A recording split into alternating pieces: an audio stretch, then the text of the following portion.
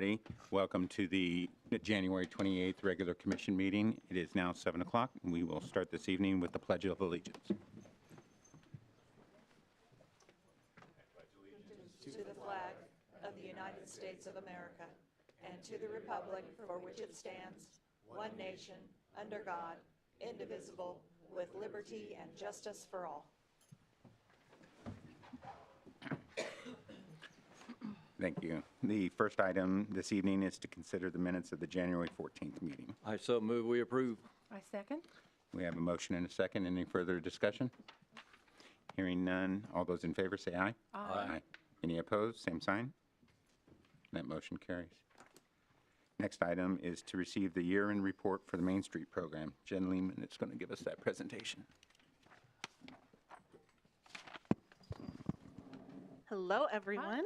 I am back to talk about our annual report for our Main Street program and also our Convention and Visitors Bureau. And so our State of Downtown, we put together our first printed annual report for Main Street, and I have copies of those for you. But we did a survey of our businesses, and this was just with 27 of the businesses reporting. So please know this is not all of our downtown. This is for just 27. But in those 27 businesses, there are 232 employees in our downtown, but 187 businesses total. So there's a lot more employees in our downtown than what is on there. We have 213 parcels and 146 parcel owners, 195 first floor storefronts, and an 18% storefront vacancy rate. That's a little bit higher than the Kansas vacancy rate, but not much. So we're not out of the ballpark when it comes to that vacancy rate. 33 of our stores are retail storefronts, 8 are restaurants or dining options. We have almost 1,500 public parking spaces and almost 2,000 total parking spaces. So there's some businesses that own their own parking lots downtown. So those would be those parking spaces that are not considered public.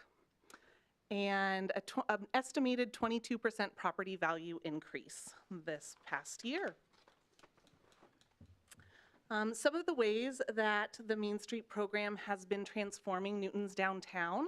One was the facade improvement grant that happened this past year, which you guys put money towards. So we had projects for that. There were 12 businesses that participated in the facade improvement grant, and that spent the whole $30,000 that was put towards that. I'll talk a little bit more about that here in a bit.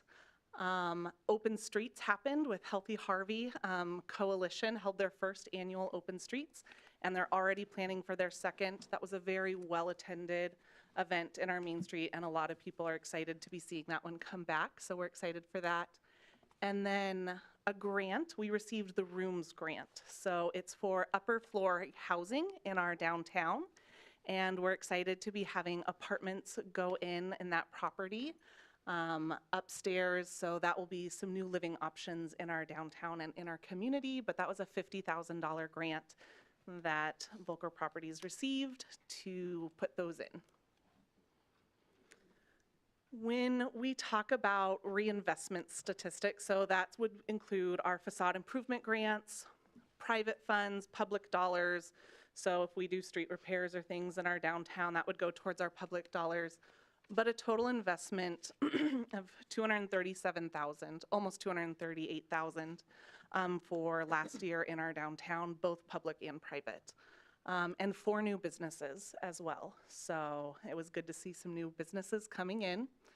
The community profile, I have a feeling you guys are probably fairly familiar with that already. But some of the ways that we are helping our businesses in our Main Street community thrive are through the community events. So this year, if you didn't go to the first third Thursday in January, we hope that you'll come to the next one in February. The theme is Snow Much Love. 5th and 6th grade center downtown is doing snowflakes and hearts to decorate downtown. There will be a Valentine's photo booth and different sales around that, so that will be fun. Local shopping events, trainings, and workshops. We held our first Connect Downtown event and got a great turnout for that, and more people excited to come, which was good to see, and got a list of topics of things that they would like training on. Market data analysis, so anything from Placer AI data to state data and also nationwide data as well. Cooperative marketing opportunities, the facade improvement, advocacy through state with our Kansas Main Street coordinating program. They help with our advocacy portion, and then grants and loans. When you look at our downtown drive time markets, we have about 15,000 people that live within 5 minutes of our downtown. So there are a lot of people who we can pull very easily to come to our downtown, and a lot of those would be walkable as well, or bikeable. And as you go out, it gets even bigger, but at that 20-minute, it's almost 40,000. So we can be pulling a lot of people to be coming and visiting our downtown, shopping, eating, and all the services that it offers. And you can also see their household incomes. The in-demand businesses, we went over this last time when I was here, but this was from the survey that we did. So this was all the survey results, and this is an order of what they had wanted to see come in from our community. So if you know of someone who's looking to start a business, this is a great place to direct them, because these are things that our community has said that they want in our downtown and would be likely to support as well. So these would be some great options for us to put in downtown. The Downtown Pulse was some of our survey results again. So 47% visit downtown Newton most often for shopping. So I think sometimes we've heard that there's not a lot of shopping in downtown, but almost half of our respondents, that is the primary reason that they are going to visit Newton Main Street. And 75% they visit downtown either daily or weekly. So they're frequenting it. They come fairly often. And the average time spent there is about an hour and a half. So they're typically not just going to one place, they're going to multiple stores in our downtown. When we look at our social connections, we have about 4,200 Facebook followers, which is up from our previous year. We've been steadily growing that, which is good to see, getting the word out, and almost 1,000 on our Instagram followers, and that has been growing this past year as well. We had 266 volunteer hours, which equals almost $9,000 donated just through volunteer hours. So that was great to see. When we look at the community impact, this again is only from 27 of 187 of our businesses. So this community impact, while I think it looks impressive just at this is a very small fraction of our businesses, and we are working to get more. So next year we can have a fuller picture of what this looks like. But that's 232 people employed and 179 full-time equivalent employees in our downtown. 8.5 million in gross revenue, which would equal about a 723 estimated local tax that's staying around, and a public investment of about $65,000, just over. So that's the work that we're doing in our downtown, and almost 173,000 private investment. So people are investing, our business owners and property owners are investing in their stores in downtown. And some of that was spurred on by our facade improvement grant. And this is just a little bit of our Main Street Board, our Design, Economic, and Promotions Committee, and who's on all of those. So you can see who's doing all of the work. If you see them around, please make sure to tell them thank you. These individuals work very hard and do some great things. Some of them are back here today as well. And so we are very grateful for all the work they put in. And while we don't have a direct count from our events, because it is very hard to count at every event how many people attend, because it's a large space, we estimate about 18,000 people overall for the events that we held in our downtown this past year. So we're getting a lot of people who are coming downtown. Cool. For 2025, we set 3 transformational strategies. They are strengthen community engagement and pride, increase downtown vibrancy and foot traffic, and expanding support for business and property owners. And we will be working on those 3 things this next year, also in line with the strategic plan that you guys came up with and setting goals based off of that.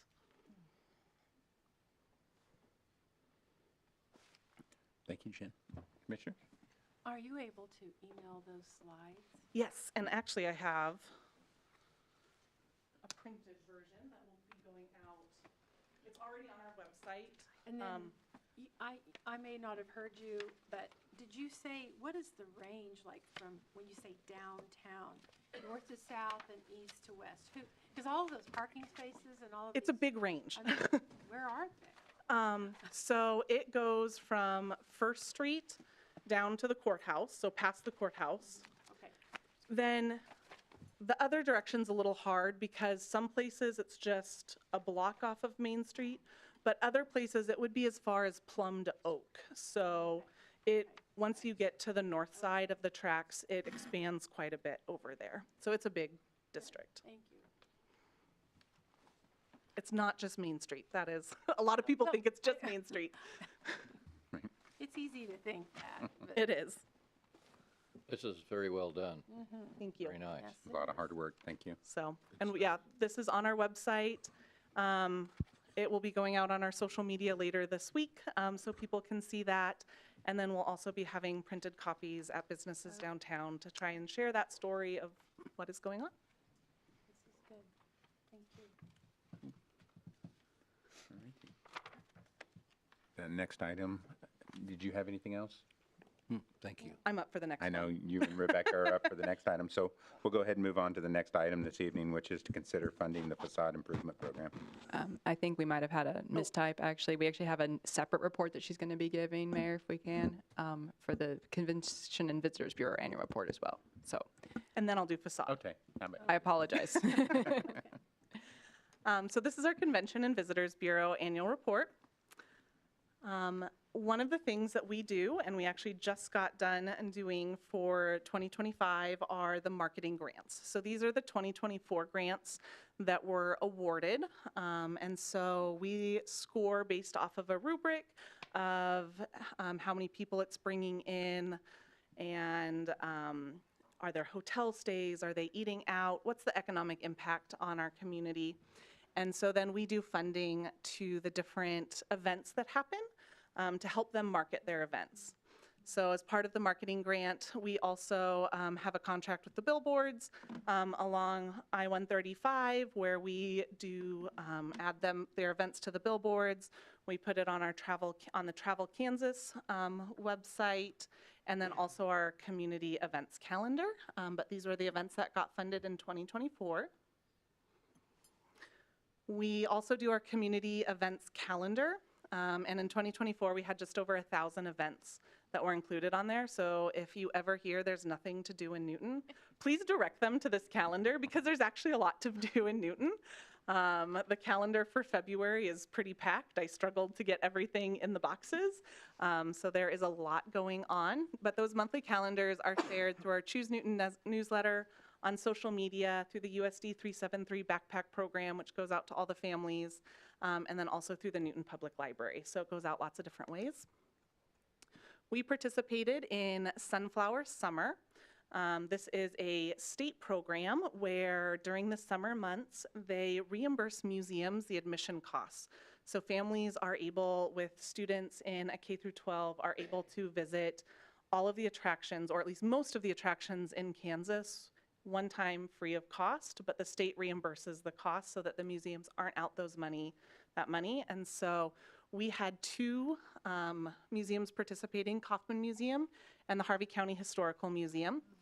There were 73 tickets claimed, but I talked to Kaufman Museum and they said they had over 100 tickets claimed. So I think some were paper that did not get reported back to the state. And $365 reimbursed to the museums back in our community, and we're looking to add some more. You can see the top places that they're coming from. While a lot of them are in the Wichita metro area, Burlington would be a little bit further out there, but we're drawing people in from surrounding communities. But statewide, they had 370,000 students registered for the program. So statewide, this is a really big program, and we're looking to add more in Newton for them to do next year. 5 Places of Christmas just happened here in December, and this is a fun event. There's 5 kind of cultural places here in Newton that participate in 5 Places of Christmas. While it's hard for us to get a direct count because they're going place to place, the most reported at any one location was 300. While a lot of people do all 5 places, some people just go to the one that they want to go to. So we are saying we had about 300 in attendance for this event. Carriage Factory Art Gallery did free ornaments, and they had 60 ornaments made that day. They were excited about that. And Al Peters donated 100 ornaments that we gave away to everyone who visited the 5 places and turned in that they had visited that. So they were cute ornaments. We did the photo contest and calendar. This year we had 2 categories, open and people. In the open category, we had 84 pictures submitted. And in the people category, we had 55 pictures submitted. We chose the winners, and for that, the calendars have gone very quickly. So if you have not grabbed a calendar, I think there are a few up at the desk here, but most other places are out of calendars. So make sure to grab that. It has the pictures and then also the community events that are here for the year. So those, they're already put in your calendar. You don't have to remember where they are. Looking at our marketing efforts, I put in here what 2023 to 2024 to show the growth that has happened this year. We were excited to see that. So we've increased our followers on both Facebook and Instagram. We've also increased our subscribers to the Choose Newton newsletter. The Choose Newton website, we had over 54,000 views, and our top page is our events calendar, which I don't think was surprising with the events that happened. We've been pushing that out with almost 13,000 views there. The digital billboards are one way that we do that, so all the events get put out there that happen on the community as people are driving by. Also, if there's any big community achievements or things, we put that on there as well. We had Travel Kansas listings, so the tourism book, we have listings in there, and then also online we do listings as well. The online listings are free for us to do as a community, so we try to include all of the restaurants, shopping, hotels, all of those options on there. And then we also add our calendar of events to their calendar of events.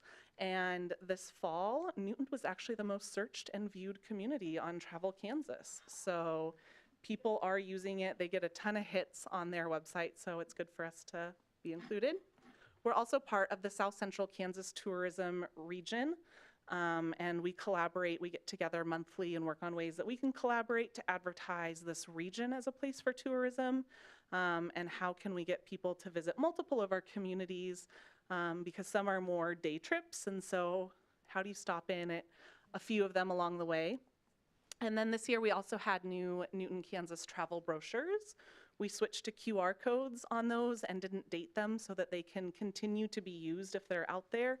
They won't get outdated as quickly having event dates in them, but the event dates now are a QR code that link back to our website. Some of our big projects in 2024, we did the Pocket Sites Historical Tour. If you have not looked at that, I highly suggest either downloading the app on your phone or going to visit it online. Chris Schmucker at the Harvey County Historical Museum did an amazing job entering in the historical sites, mainly in our downtown area, but there are a few off of there. So she has different decades that you can see of buildings downtown with pictures, what they were throughout the years and all of that. Pocket Sites is used by Wichita and other surrounding communities. So if you download it for here, if you head up to Wichita, you can also use it for their tours as well, and it is a free thing. We've been building agritourism relationships and working with the Food and Farm Council to look at doing some agritourism in the Newton area and what that would look like. The Kansas State Historical Preservation Conference was held here in Newton this year. We did the mini Newton flags. I think you guys all got one when those came in. Those have been a huge hit. We actually just did a reorder of those because they went so quickly. People have liked those. We did a shopping and restaurant guide, which I've been out to the hotels multiple times taking those out. People have really enjoyed that. It's shopping on one side, restaurants on the other, so people can see what all we offer here in Newton. We also did an events calendar guide to get the word out and have distributed those throughout the community. We worked with Aaron to develop a marketing plan for the city and also for Choose Newton, and just continuing to build partnerships and relationships in the community and surrounding area.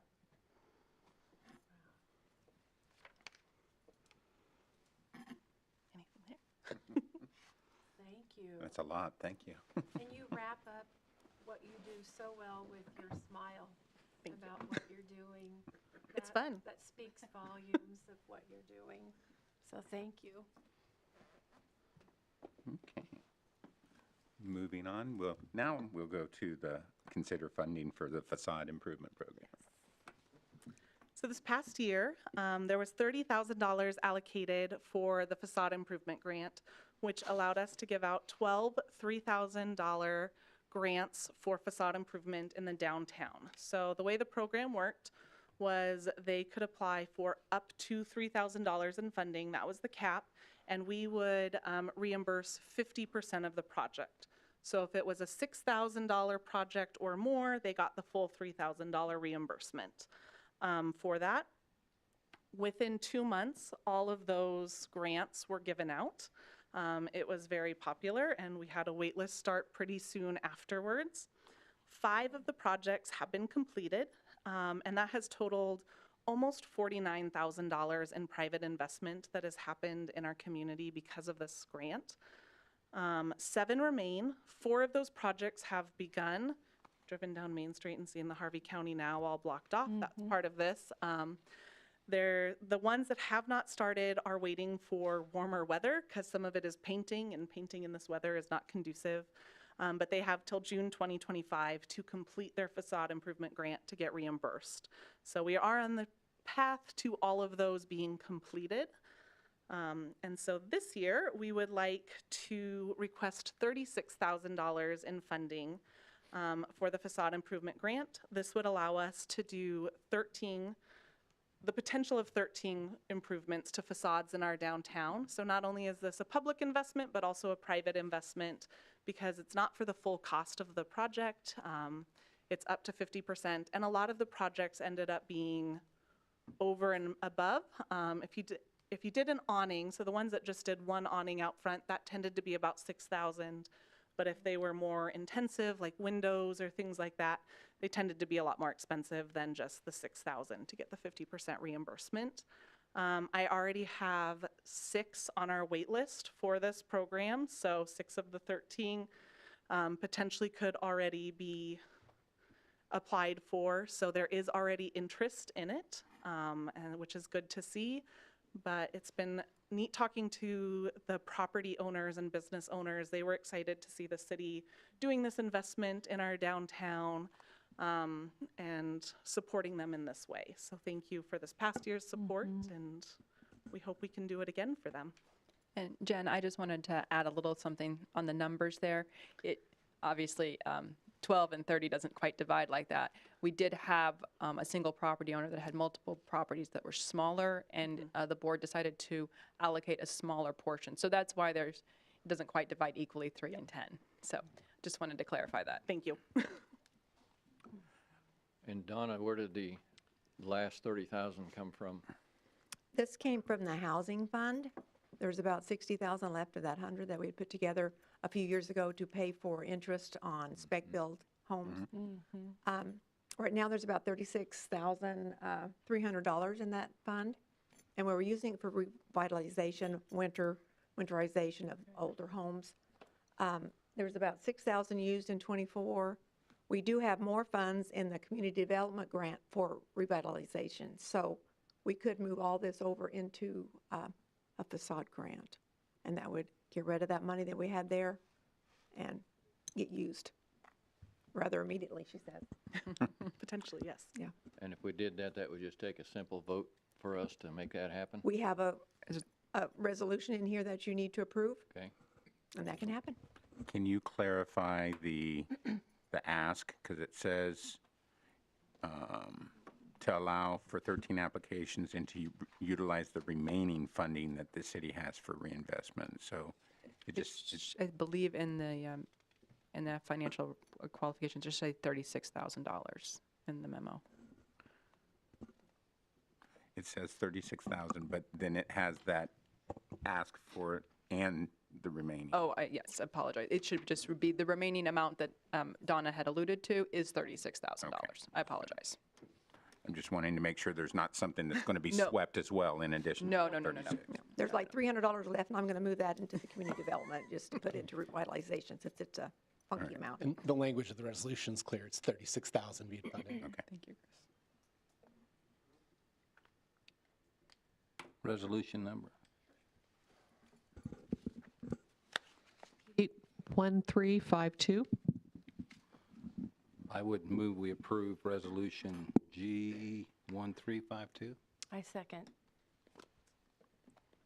Thank you. We have a motion and a second. Any further discussion? Hearing none, all those in favor say aye. Aye. Aye. Any opposed? Same sign. Hearing none, that motion carries. Thank you so much. Thank you. Thank you. Thank you, Jenny. The next item on this evening's agenda is to receive a presentation on the Ardent Mills mural concept. Greg Bontrager is going to present.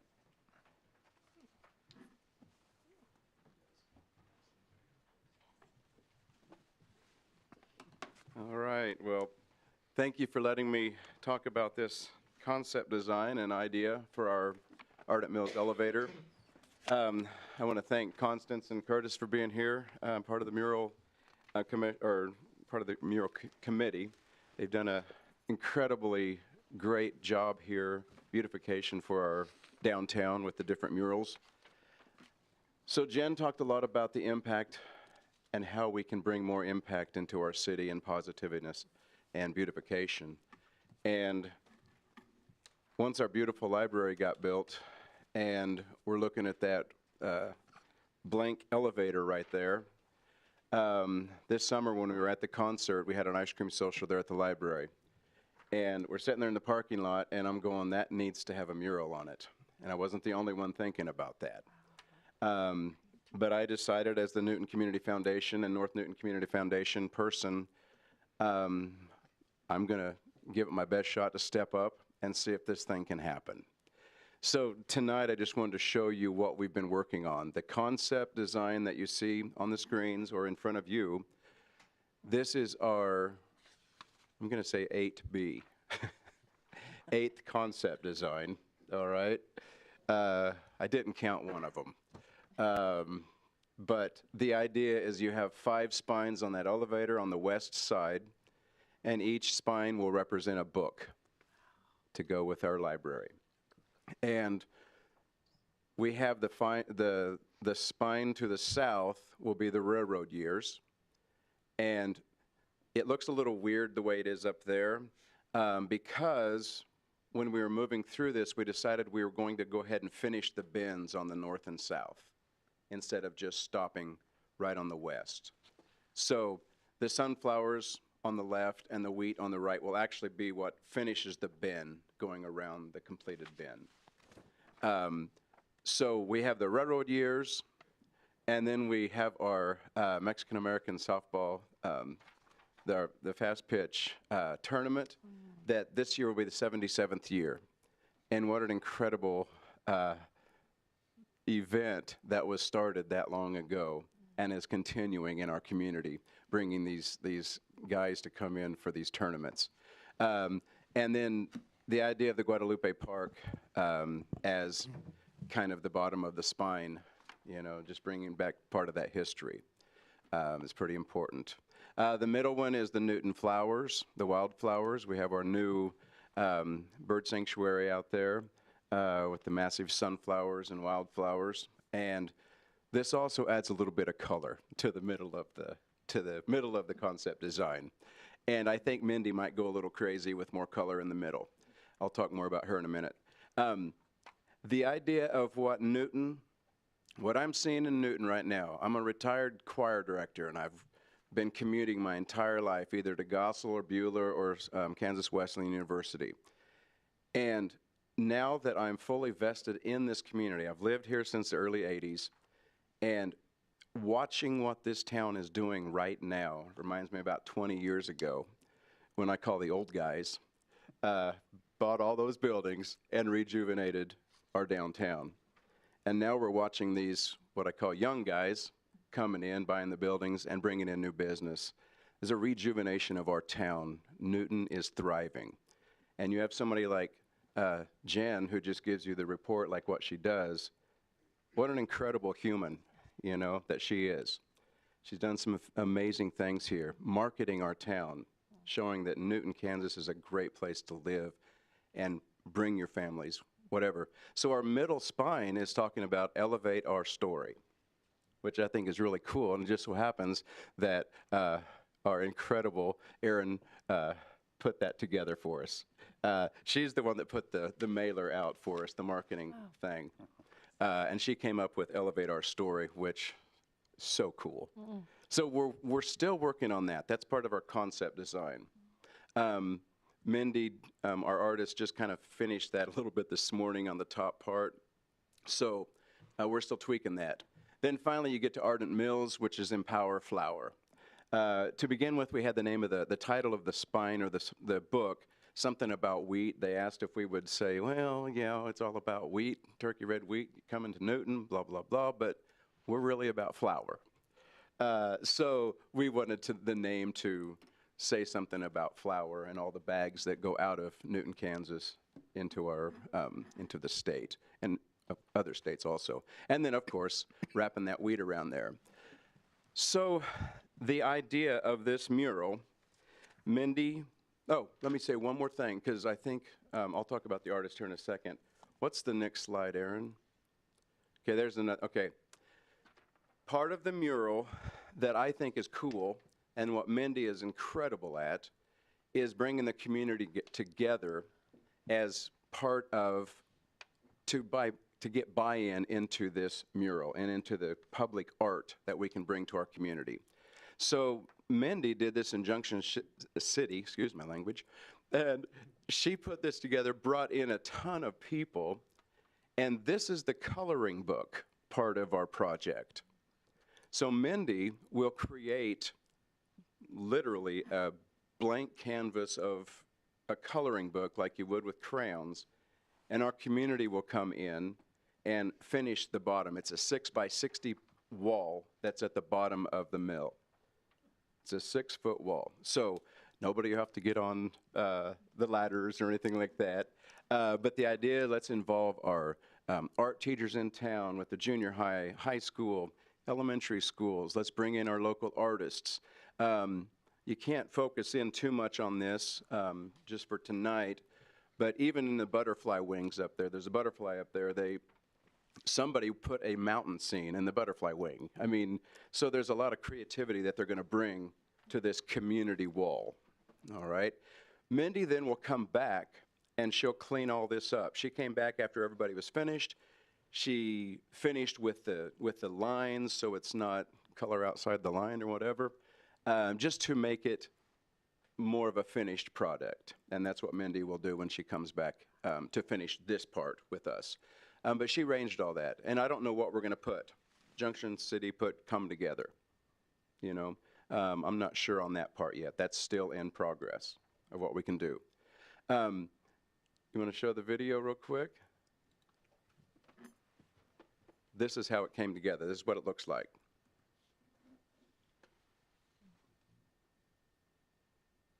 It had music on Facebook. I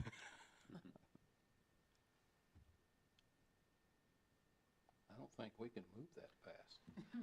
And well, speaking of fast, we thought this would take a few days. They did this in one day. Oh, wow. We can't play the music. It's not royalty-free, probably. There you go. One day. That's how people showed up. Did they say about how many people showed up to do this? You know, I wished I would have asked her. I mean, you can see through the video, there was a few hundred that showed up. But you also had people who were feeding the multitude. You had businesses come in for water and just snacks and stuff. Now, you said this, is there, I can't pull it up on my memory, is there a 6-foot retaining wall there? Yeah. That you're talking about? Yeah. Yeah, I vaguely remember it, but I... Base. Yeah. And then, what's the dimension on the actual, That's the wall. That would be the. you know, the we the have that mill on there? itself? Is it 20, 25 foot tall, or what is it? The bin? The height, and then, you know, I know it goes the entire length of the west end there, but how tall is this mural going to be? Oh, that Are you talking the elevator or just the wall? I'm talking about the elevator. You're going to go 130 from top to bottom, 130-some feet. 130 something? That's what I want to know Because right there, yeah. What I wanted to do, and you guys, I'll talk while this is still going. Another reason I wanted to kind of push this thing through is if Inman, Kansas can do a mural like what they did in their community, we can too. And the thing that they didn't do that they really wish they would have is finish the building at the very top of the elevator. So they have a lot of, you know, the beautiful thing you can see on your papers on the bottom right. That's the Inman, Kansas mural. You can see it from Highway 61 for them. But they did not finish the upper building. So what we decided with that upper building to finish the elevator is do the Blue Sky project up there, which will look pretty cool. So then you're going to bring in artists who are used to working on staging scaffolding. They'll have to ratchet down from the top. Is that what you're going to do? No scaffolding. This is she lives in a scissor lift or whatever you kind of lift. Yeah. Well, you can get them 125, but that's okay. I guess that'll work if it's 130 feet, huh? Yep. Okay. So at Inman, just short story, we went to meet the artist because my wife is from Inman, and Mindy just happens to be my cousin's ex-wife. Didn't know that she did this. I hadn't seen her in 10-some years. But Mindy Allen is her name, from Junction City, and she is becoming so well known for what she's doing with these murals. After she did Inman, she went up to North Dakota. Then she came back to Abilene, 124 feet up on their elevator. They just did it. I'm not sure how low it went, but it's an Ike mural. But it was only the top quarter of the elevator. And so she lived up there for 2 weeks painting this thing. And every once in a while, if the winds, that's just the way it was. And sometimes her daughter drives the lift so she can paint otherwise. So that's the reason for the cost, is because this is what she's doing. One step further with this, she's also been invited to Salina's, I still don't know, is it called Boom Fest or something like that? They bring in these world-renowned muralists, and they add to the Salina murals, if you've ever been to Salina. Part of my experience at Kansas Wesleyan for the year, I was adjunct music ed teacher there. The kids really wanted me to see their murals in their town. So we'd go out and do Singing Valentines or gigs or whatever, and we always had to drive by the murals. And part of what they do is each year they bring in world-renowned muralists, and they've invited Mindy for September festival this year. And I believe after she hits that, she'll be untouchable. It's one of the things where I want to get her now to do something like this, because of the fame that she is achieving is pretty incredible. So Has she identified how many working days this might take her? we talked about it. Everything in Kansas or anywhere else depends on the weather, just like any construction. She's going to be up on a lift that high. Really depends on the wind. We would like to see it, September, July, September time period, or October. No, it can't be October. She'll be concentrating on Salina. So we really need to get this done before September, if it happens in 25, or we'd move it to 26. So, and everything comes down to money, of course. So price tag on something like this, we're looking at $160. Inman's cost $140. Our elevator is bigger, and we're finishing the bins and finishing the top. So that adds, we're also adding the community 6-foot by 60 wall, so our community to come in. So I think that's an important element. Talk to some different corporations who would be interested in helping, but they want to see how we're doing with community involvement, buy-in, before they're willing to say what they could do. That's about all I can say at this point about the finances. But tonight, I'm basically just showing you an idea. Yeah. It's a dream. I hope it happens. You talk about an impact for downtown Newton, Kansas. oh my goodness, you know? So, but I will tell, please understand this is a concept design. This is not final. Don't go out and say, hey, this is what we're doing. But I think it's pretty cool right now. Yeah. So, I love the book Yeah. concept. absolutely. That's just off the charts. Yeah. Very much. Yeah. And I like the idea that it's 5 spines, book spines that represent Newton, Kansas. You know, and what we bring to our community. So, any questions? Good stuff. Talk about a classy amenity for our downtown. Yeah, really. Yeah.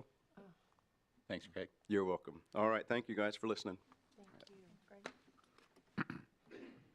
The next item on this evening's agenda is to consider an ordinance setting the dates for fireworks sales and discharge for 2025.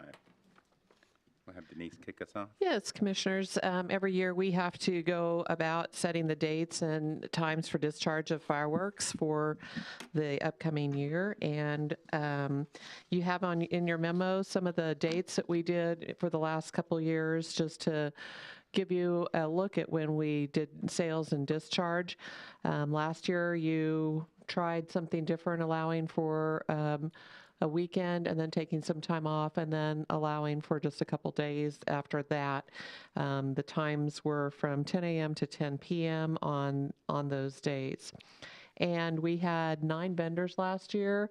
I know that I have contacted all the vendors so that they know that this is happening. I believe we have a number of them that are here present to speak. I think there are a couple of staff that would maybe also want to speak just a little bit about that, police, and just to let you know what they found during that time as far as how many calls that they might have got from the shooting after the hours and that kind of stuff. Staff normally recommends that you do sales and discharge the same time you just allow sales that you allow discharge. Just makes it easier for everybody and to remember, but this is the will of the commission, and go forth. Thank you. Let's discuss. Well, we typically ask both of our fire and PD chiefs for any comments if they have any.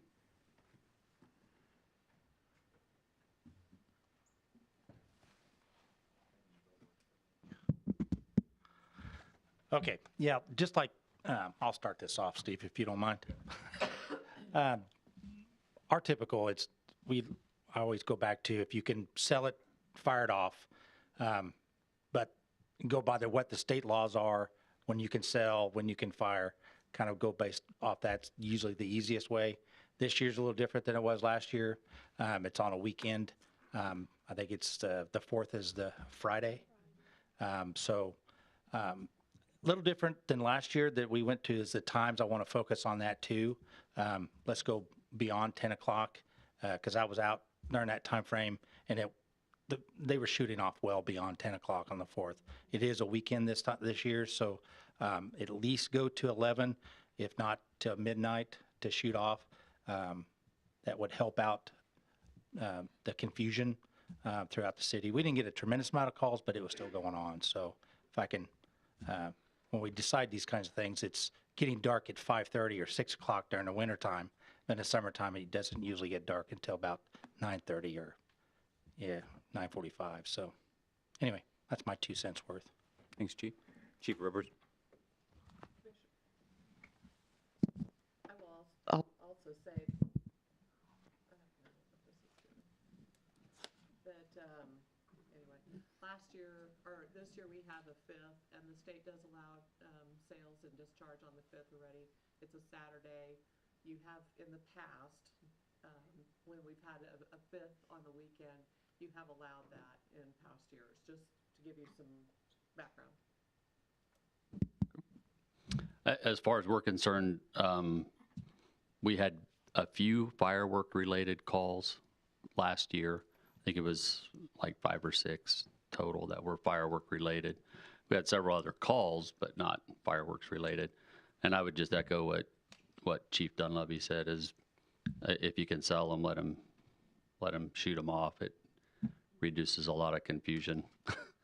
And last year was a pretty normal number of calls related to fireworks? Yeah, it has been kind of hovering around that number. There was a few years back where we had significant tree damage, and there were lots of brush piles along the roadways and such, and people, I think, found that somewhat of a sport that year. So we had a lot of calls that year.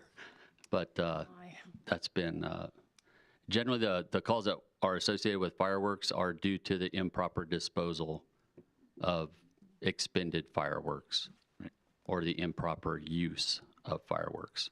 So we'll ramp up our social media presence, our community risk reduction messaging on fireworks safety a week before, and keep hitting that throughout the holiday. Well, I know we have some people from the community that wanted to speak, so Trinity Muth. Hi, guys. Feel like I haven't seen you for a year. So this last year, I'll echo what Chief Dunleavy said. I had probably more complaints than I've ever had. The citizens were upset because of the 10 o'clock shooting time frame. I think after we finished the meeting last year, I talked to several of the commissioners, and you guys were like, oh, we didn't even think about the darkness and what time it was going to get dark. I know I talked to Rod, sent him some messages that people were sending me.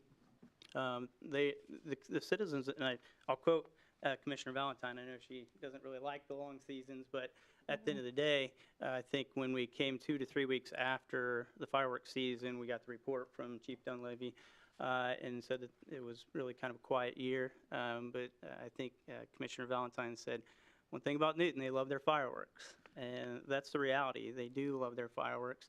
And so people were asking me, like, what can you do? Can you fix this? We're frustrated with the 10 o'clock. I had people saying, hey, you know, we celebrate the 4th of July with our kids who are now adults who go to their in-laws, and our day is the 1st, our day is the 2nd, our day is the 3rd, whatever it may be. If you remember, and you know, the problem with just really restricting us down to 1 or 2 days, I don't know if you guys remember July 2nd last year, but we had a hell of a storm.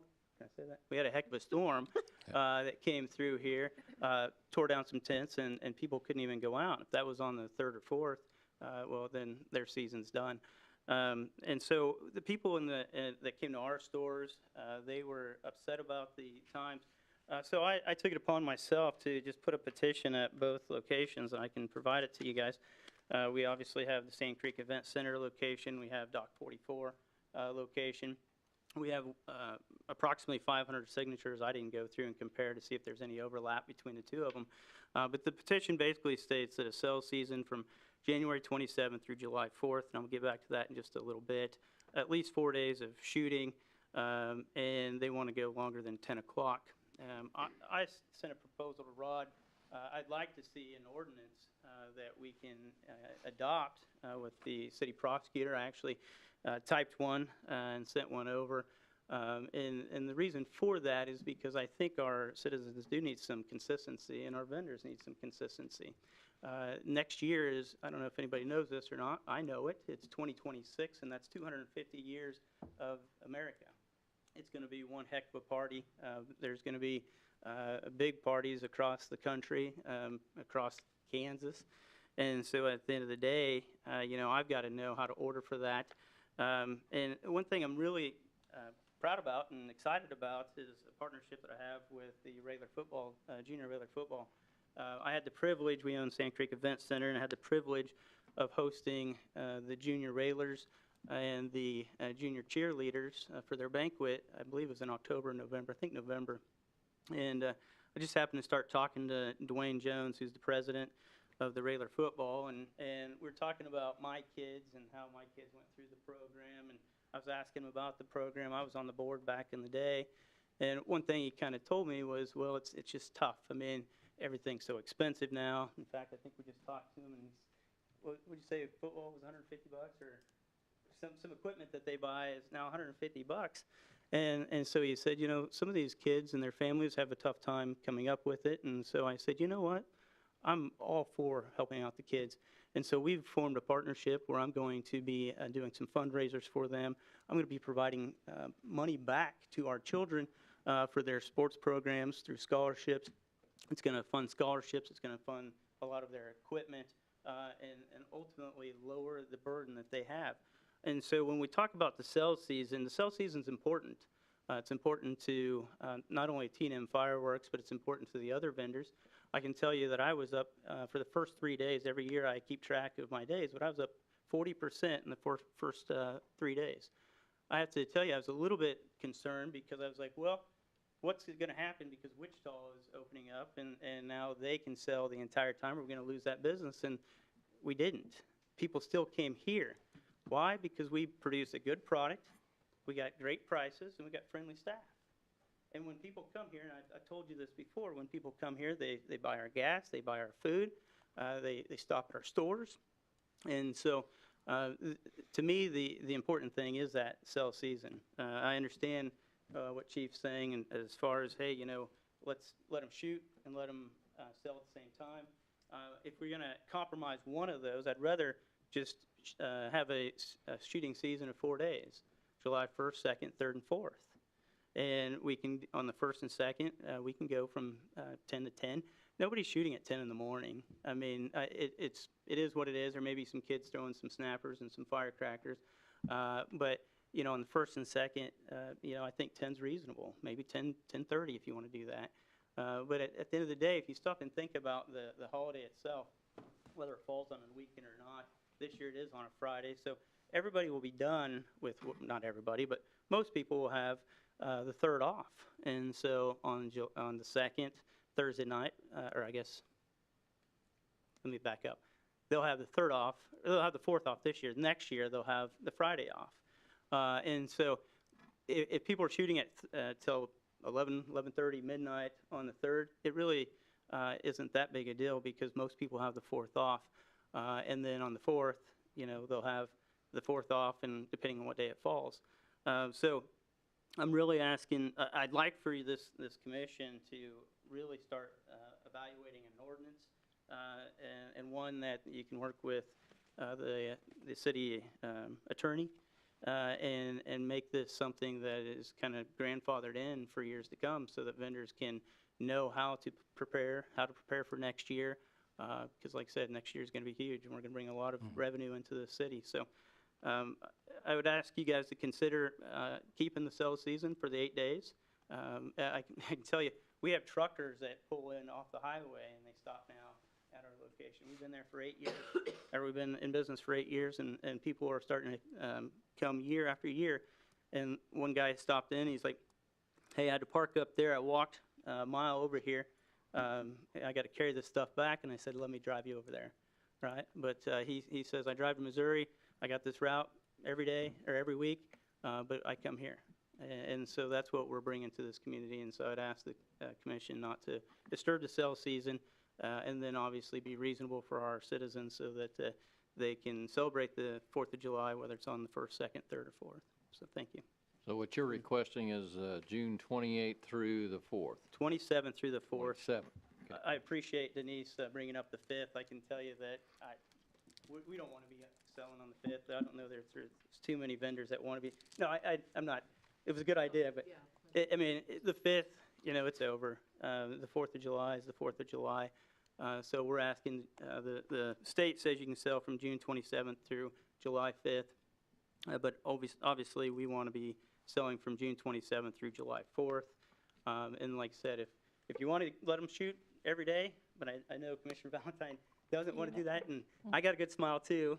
So, and I enjoy what I do.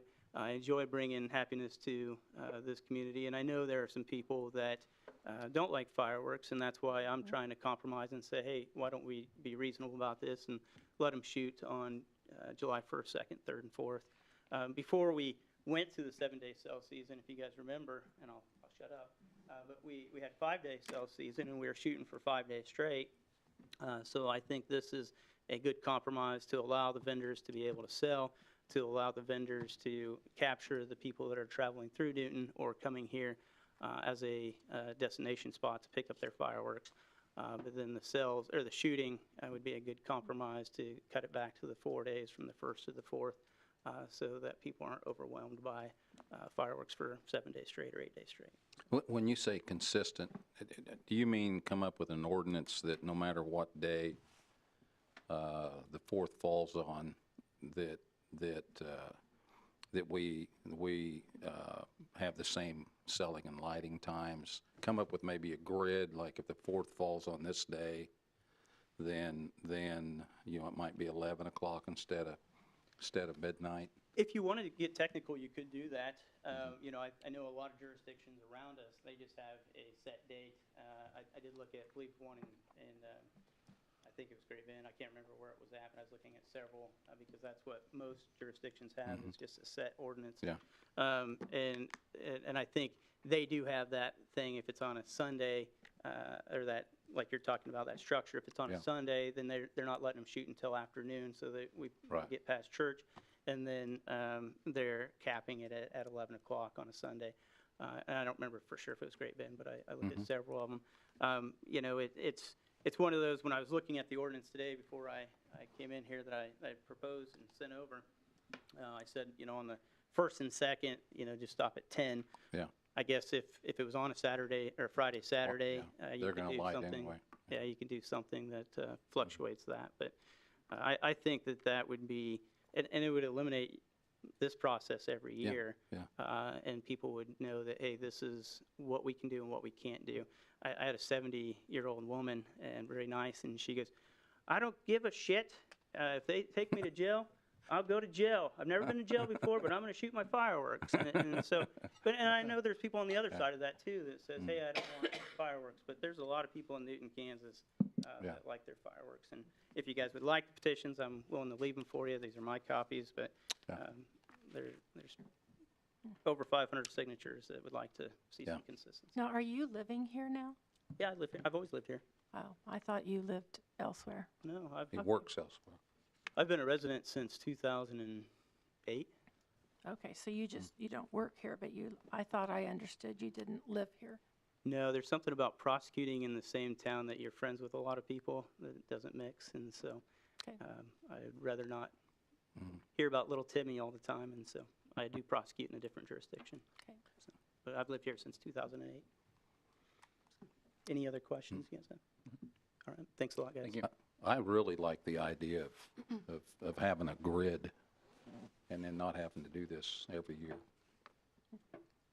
Really taking our time and being thoughtful about, if it falls on this day, we do it a certain way. And Well, the easy answer to that is purchase when the state says that you can purchase and shoot them off on the 4th. I mean, that's the easy answer. We also had Dave Loudon. If I may, Commissioners, the new fire code that is being proposed and will soon be coming to you for adoption, it actually specifically states time frames, not dates, but days, like the hours of the day, that for each specific code, that the code would, if it's adopted, would specify the times. Yeah. Was that a directive coming down to him, or was that just something that he wanted to propose just as a guideline, or? It's through the new International Fire Code that's, Okay, that's what I was wondering. yeah, that's being considered for adoption, and Okay. we're going through, and we've actually provided a red line copy to the legal department. We could redline that out as well. All right, so that is one of the topics that's in the new fire code. Dave? I'm Dave Loudon. I'm actually business partners with Trinity. I agree with everything he said. We're just looking for some kind of reasonable resolution. I will echo, I mainly stay at 401 North Meridian, where we have our business there. And this past year, probably the biggest complaint I heard from people coming in were just frustration at how the shooting season had been broken up, and how that 10 o'clock hour really kind of impacted their ability to enjoy the fireworks, because like you say, it gets dark at 9:30, not until 9:30, and then it's like, okay, I'm not going to shoot. So what we did see were a lot of people just saying, you know what, I'm going to shoot them anyway, and I think it kind of echoes what the chief was saying, was like nobody really paid attention to it, so I think 10 o'clock is unreasonable. But we are looking to be good partners with, everybody, and we're understanding there's going to be people that don't like fireworks at all and would like to restrict that, but I think just getting the happy medium that Trinity's talking about would be beneficial to a lot of parties, while understanding we can't make everybody happy. So, thank you. Thank you. Lynn Lavenant? Well, I'm stressed already just talking about it. Lynn Lavenant. I hear everything that's being said, but one thing I haven't heard being said is what the 4th of July, the Independence Day, is all about. So my thinking is, and everybody's heard this before because I'm here this time of the year all the time, but I just really feel that the fireworks are not my thing in a roundabout way. To do it, I understand. For people not to obey the time limits, everybody's talking about time limits. It actually doesn't make any difference what time limit you put on, because everybody goes over it anyway.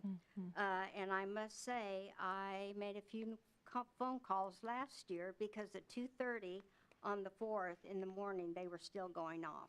And that is close to, if my math is real quick here, it's close to 19 hours straight. And the fireworks that go off, they aren't the little ones, they're the, I don't know what the big ones, the artillery, the really, really big ones that are just, I don't understand the reason why those are even being sold. There is a limit to what I think should actually be sold, that what can be blown and taken off, and it just gets to be a real hassle. And just knowing that it's coming up, it's just knowing that it's nobody's going to obey the times, and so we have to call and disturb the police officers to come, and they say, well, they're out on calls and things, and I realize that, but the fireworks that I'm calling about are the big, big ones. These people aren't going anywhere. They're set up. They're there for the extended nighttime. So I don't know that there's anything that we can actually do.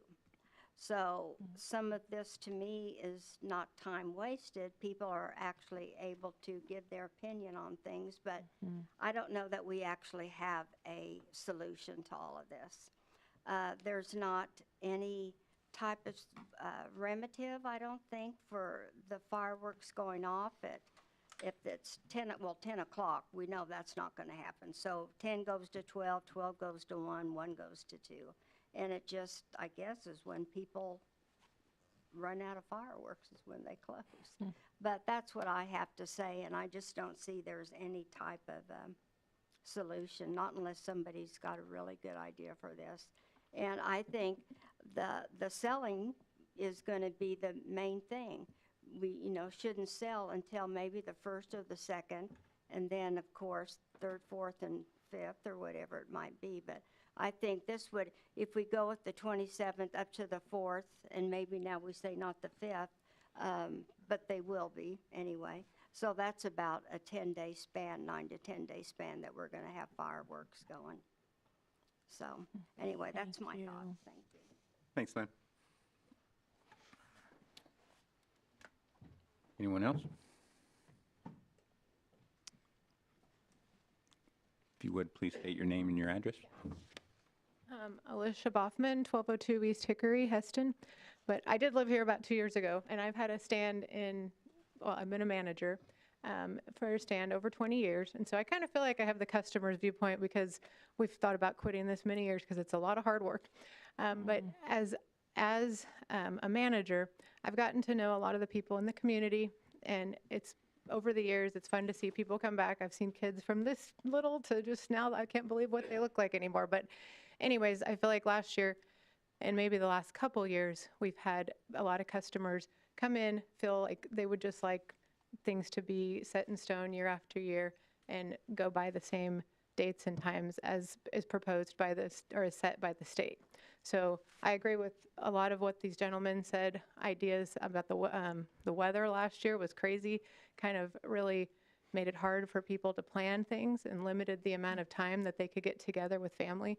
And I think that's what a lot of the customers really enjoy, the time, quality time, getting together with the people that they enjoy being with. And that's what I want to emphasize for the customers. I don't care so much about the 5th either. That's not a huge deal for me, although I do think people will probably still set fireworks off on the 5th because it's with the weekend. There will be some, not as many.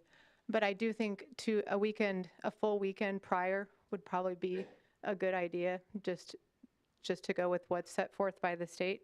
I haven't looked at the dates for the softball tournament, but I do know that brings a lot of people into the community, and that may be the weekend of the 4th. We get a lot of business out by the truck stop, people at the hotels, and also truckers just come through and stop.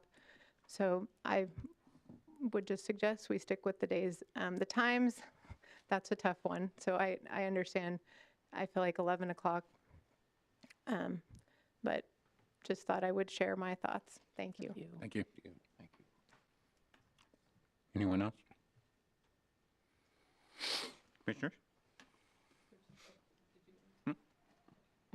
Come on up.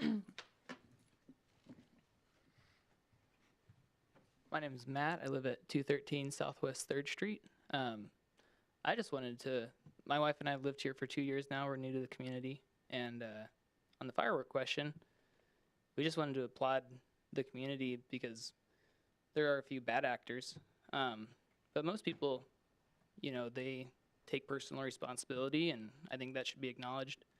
In the community of, we're about 20,000 people, there's always going to be a few bad actors. But I wouldn't want to see the majority penalized for a few bad actors, and so we're from New Mexico, and there's less percentage of law-abiding citizens out there, and so we just appreciate that and being out here, and so just say the community does a good job, and we appreciate that, and I wouldn't want to see freedoms restricted because of a few bad actors. So that's it. Thank you. Okay. Well, I, for one, always appreciate when people come in and give us compliments. Right. Yeah, thank you for that. Well, where I stand is I would prefer to follow the state guidelines on the days of sales, and I'm okay too, just shooting off the last 4 days like that. But and as far as times, it seems to me if we did that, then the 4 days that we do shoot off, that we need to go to midnight, because I agree, they're not going to stop at 10 o'clock. They're just barely getting going. But that's my thoughts. Well,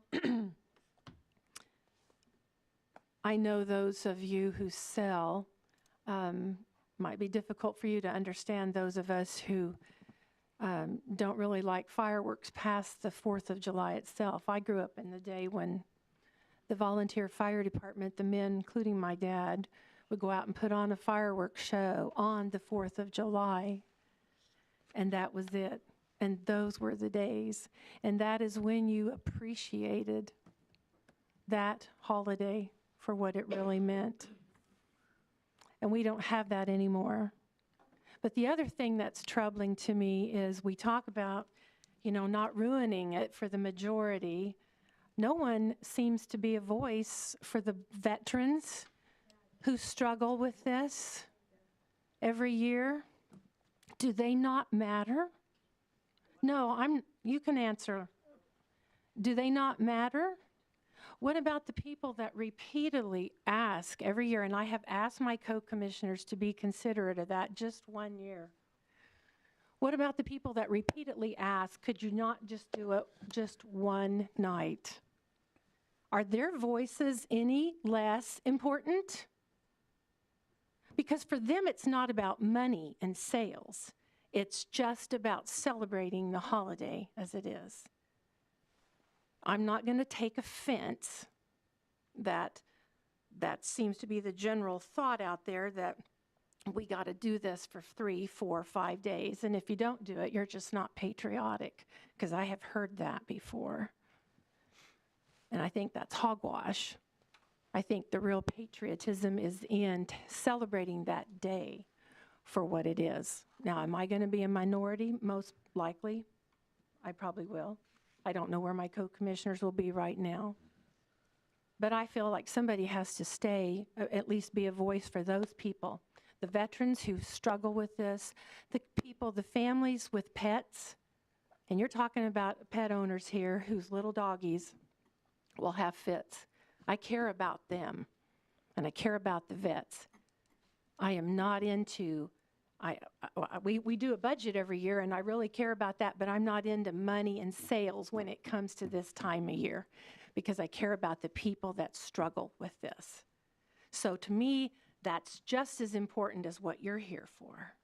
And I appreciate what you do. I don't want to sound like I'm trashing anybody in their sales. That's your business, that's your livelihood. So be it. That's fine. But just don't trash those of us who stand up for the people who really want to just see it for one day, one night, and for the veterans and for pet owners. I think they're equally just as important.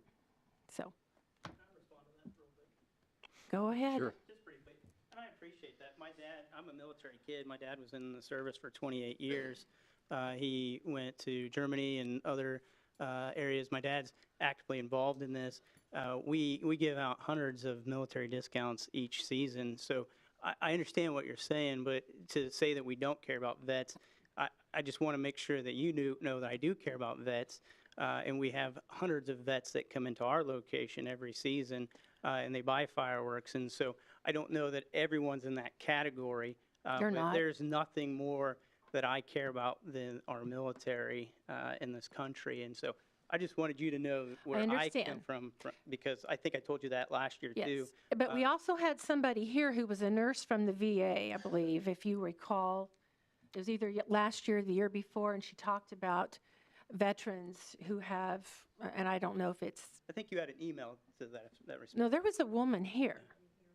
And I'm not She here to was argue here. with you. I just No, want to let I'm you know not that either. I care about vets. But I just My care about dad her is, and voice. he She actually- did speak about veterans who have struggles with the noise and the booms. They are reminders to them of some of the things that they struggled with in wartime when they were in battle. That's I completely understand, and I just want to let you know Okay. that it doesn't fall on deaf ears, because okay. I'm a military kid.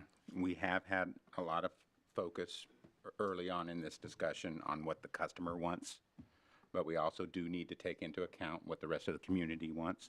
I think probably the best way that we can respect the veteran is as a community to respect whatever decision is made here, and when it's over for the evening, it's over for the evening, so that when somebody knows what the discharge times are, you respect it, so that you can plan to get your dogs out before the discharge time, to be able to take them out safely after it's officially over. I've had a dog bolt in the middle of the night after discharge time was supposed to be over. You know, as a veteran, I totally understand. So my ask to the community is whatever decision is made here, please adhere to it, so that people can plan accordingly.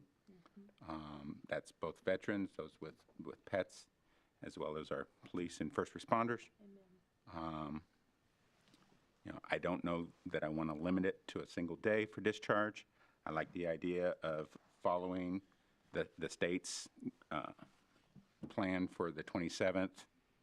I'd land on the 4th as well if everybody was amenable to that.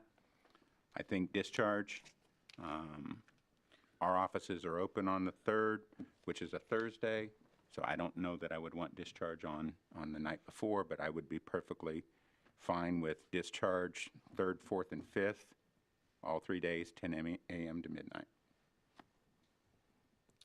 3rd, 4th, and 5th? Thursday, Friday, Saturday, 10 a.m. to midnight for discharge, and sales the 27th through the 4th.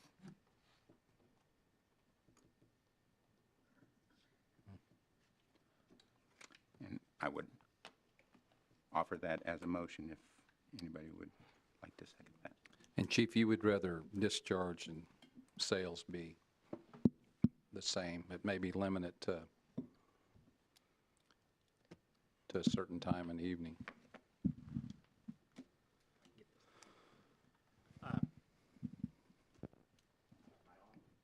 Yes, I think that just eliminate a lot of confusion, but I'll go with whatever you guys come up with up there. We know that.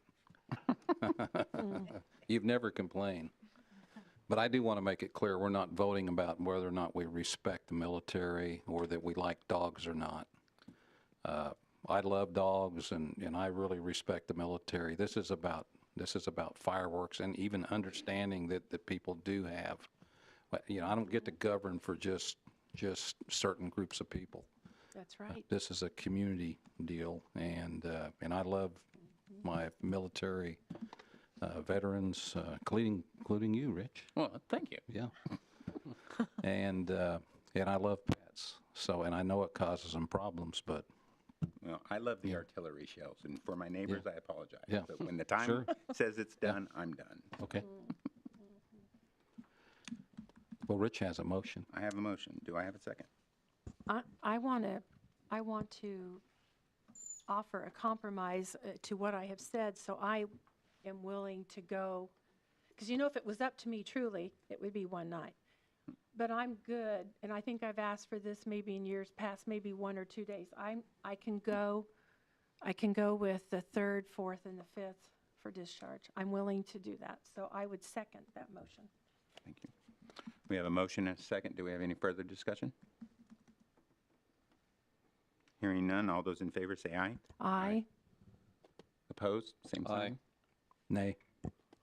Aye. Did you oppose, Leroy? I opposed. Okay. Okay, so, all righty. We will continue.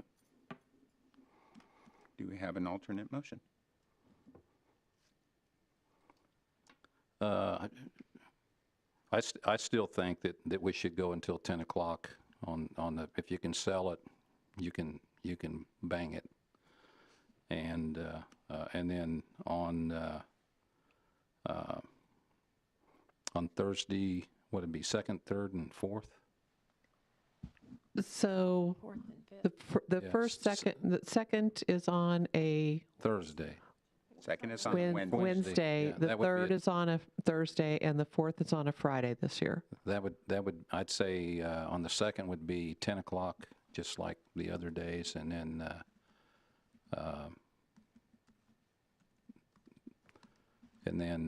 midnight on the 3rd and 4th. So you're asking for Wednesday, Thursday, and Friday instead of Thursday, Friday, and Saturday? Yeah, I don't really care. I just want to give them.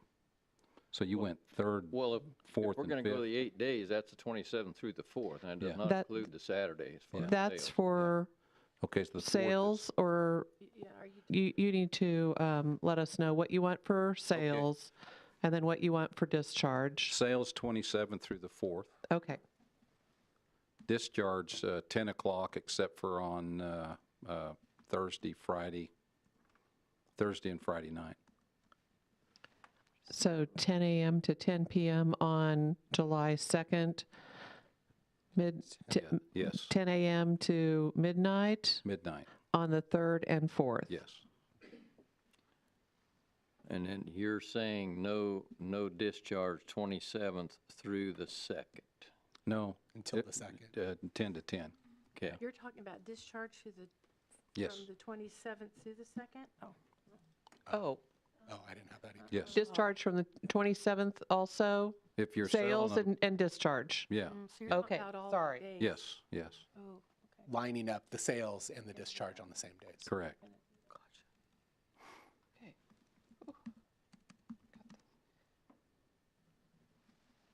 Okay, let me repeat this motion. So you want discharge from the 27th until the 4th, or sales, I'm sorry, from 10 a.m. to 10 p.m. Yes. And then you want discharge from the 27th from 10 to 10 through the 3rd, and the 3rd and 4th would be from 10 to midnight. Am I correct? Yes. Okay, thank you. 10 to 10 through the end of the 2nd, and then 3rd and Yes, 4th and the till 3rd and 4th, midnight. 10 to midnight, correct. That's the same, yeah, Yep, lining up, got it. yeah. What- Sales are 10 to 10, all of those days. And I don't know if we can get that done tonight, but I also would like to see that in an ordinance, and so we don't have to come back here every year. Yeah, And do that, but, I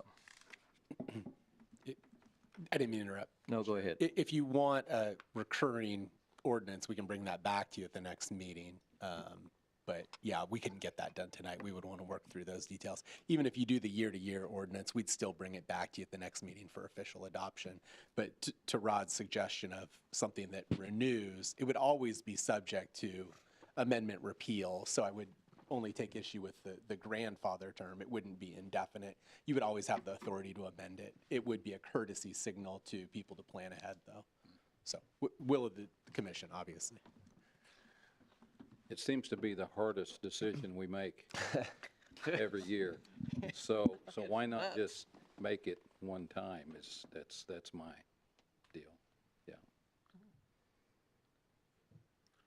So that comes as a motion, Ron? Yes. Okay, we have a motion. Do we have a second? And your motion is not going to include the resolution, or is? No. Okay.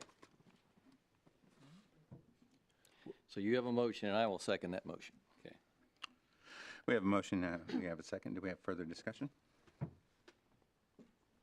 All those in favor say aye. Aye. All opposed, same sign. Aye. Okay, so what's the compromise? Rich, you're a smart guy. I barely got through my motion. You're the one that come up with one. Well, I would be not a fan of setting the grid and letting it fly year over year. The calendar moves on us, and that's a sticky wicket to try and put into a grid with exception for this if on a Sunday and all that. And I think that's why we have this conversation every year. And I think we're trying to balance the competing priorities of our residents, which is our role in this situation as commissioners. So as far as where the compromise is on there, I mean, I'm really kind of where I'm at on this just because of the way it falls for a weekend. If you have the 4th off, you get party Thursday, Friday, Saturday, get it out of your system, and it's pretty clear. Our splitting it up of last year across a weekend with days that could fire and then days that you couldn't and then days that you could discharge again, I don't know that was successful. So I wouldn't want to put that up again. If you'd care to make a friendly modification to my original, I would be listening, but I really think the 3rd, 4th, and 5th. I went to midnight. I heard 11 from the chairs and everything, and I took it to midnight, just knowing, trying to make a consolation there. In fact, I even pulled Thursday all the way down to 10 a.m. I originally had it at 5 p.m. So I really think that we are trying to allow for a clear set of instructions for discharge. I'm just not willing to have it aligned fully with the sales. So a possible compromise that you could do if you wanted to set something that is always in stone is we could set the sales date. That is something that we could set, if that's what you want to do, from the 27th to the 4th, that would always be there, that we don't have to come back with that one all the time, that we would just always have to come back with the dates of discharge. Those are some options. Yeah, and that the sales one, I have absolutely no argument with what the state says. already have that. We already We know have that. that. You know, they've made that decision on what we can do, so that's kind of easy. And we're gonna have a certain amount of citizens that are gonna start firing off on They're the going to bang 27th. them anyway. Just the way they're, just the way it is. But just because somebody does something doesn't mean that you change the rule to accommodate that. That's exactly right. I agree. True. So yours was 3rd, 4th, and 5th, 10 to 12? Yes, Okay. for discharge, sales, 27th through the 4th, 10 to 10. Okay, how about the 27th through the 4th for sales, just like you said, and then let's just add Wednesday from 10 to 10. So the shooting would be Wednesday 10 to 10 and Thursday, Friday, Saturday from 10 to 12. That way we both get our way just a little bit. And it gives them one more shooting day. That's 4 shooting days. Still limits the 8 days of sale. Yep. Comments? That's I liked your original, I mean, it feels good. It feels right. It feels best. Yes, in- best in, is- in mine as well. What are our options? If we don't make a decision now, how does this affect? I mean, they can speak to that. It's not really a legal issue. You don't have to set it now. You could set it in months. How I about think if you're we doing it just as a set, courtesy. if we just set the sales tonight for, Sure. in stone, and then at least we know that much? Absolutely. I mean, I'm still going to bring back an ordinance at the next meeting, but you could direct staff to open up the sales and define that, and we're happy to do that and make that final and kick around the sales when you have a 5th. The discharge, Too. you mean? Discharge, sorry, Yeah. yes.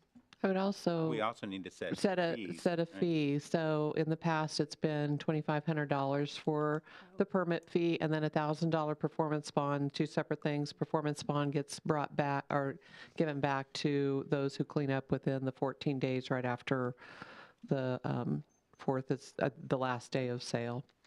Well, I would proffer a motion that we do the 8 days of sales, 27th through the 4th, with the fees, as you just laid them out, Denise. Okay. And we'll leave it at that for tonight.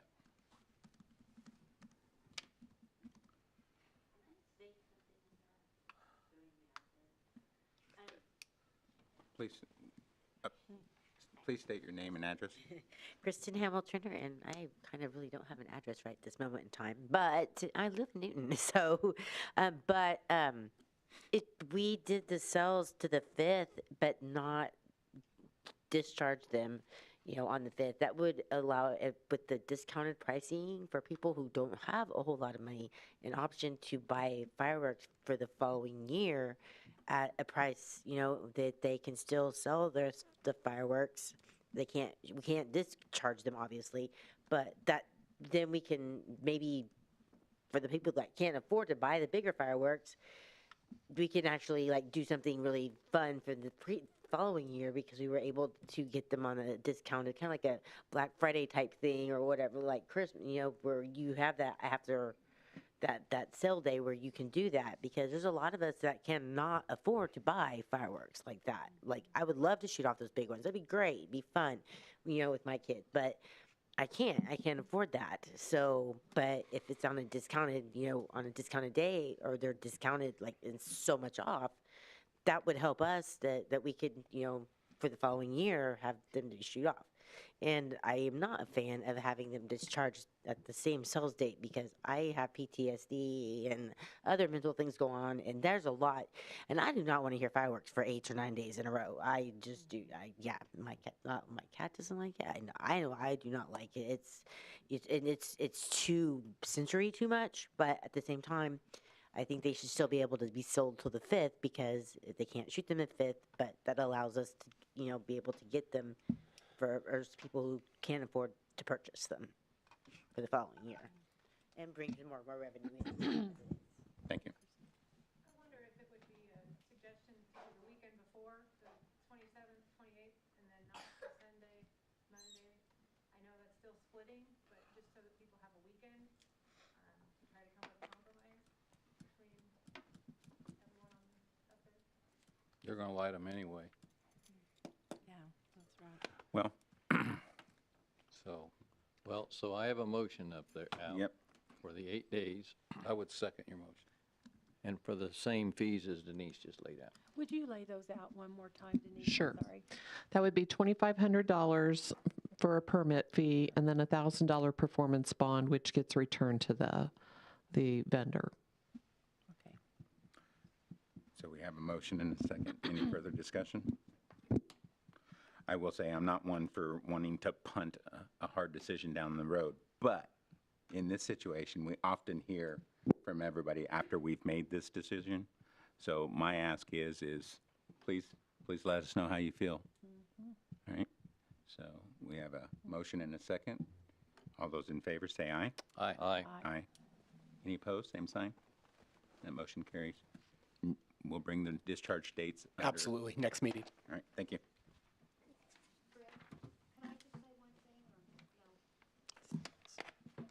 Please.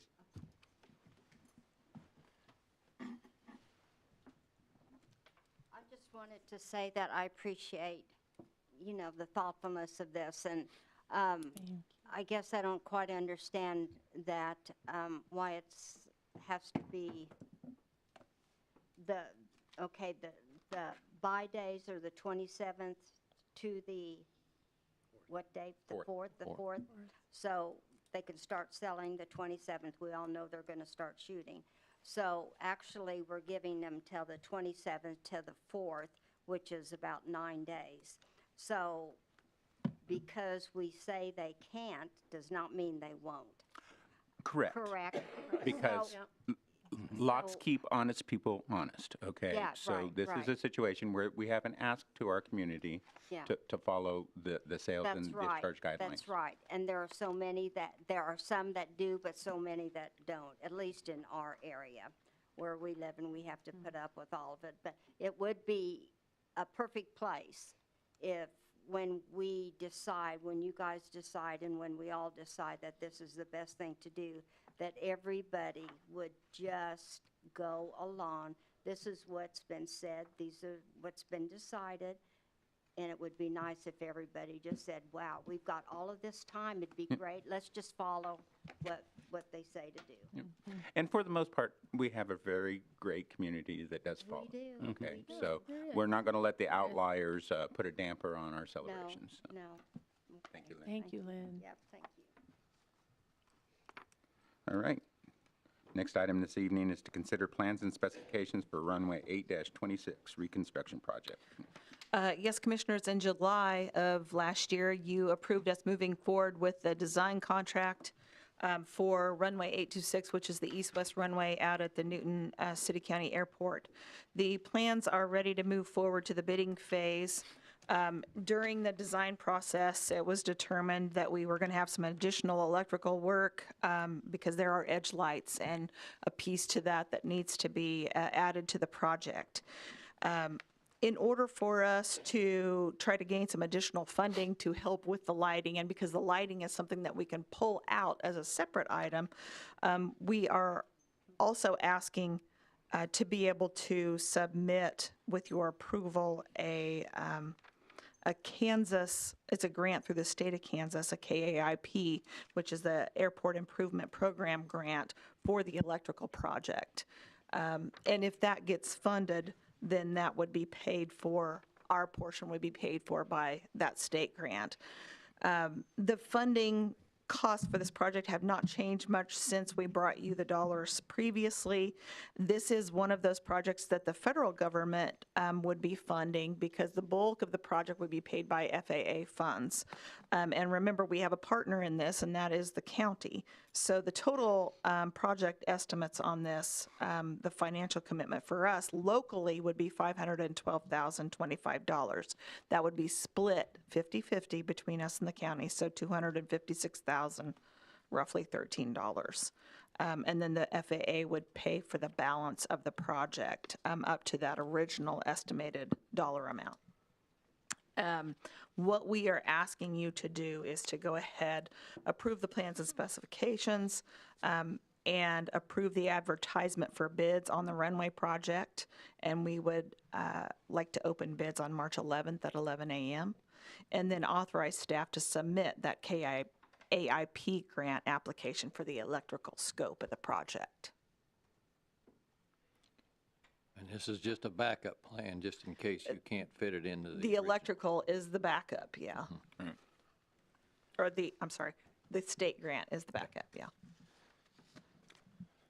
But FAA is participating at a higher percentage than we originally thought. They are. That's why we're able to get it all in within that dollar amount. And remembering that the city's share of the costs, we're expecting to pay those from economic development funds, and the county will pay their share to the city to apply to the project. We wouldn't be bonding this project. Okay. Thank you for anticipating the next question.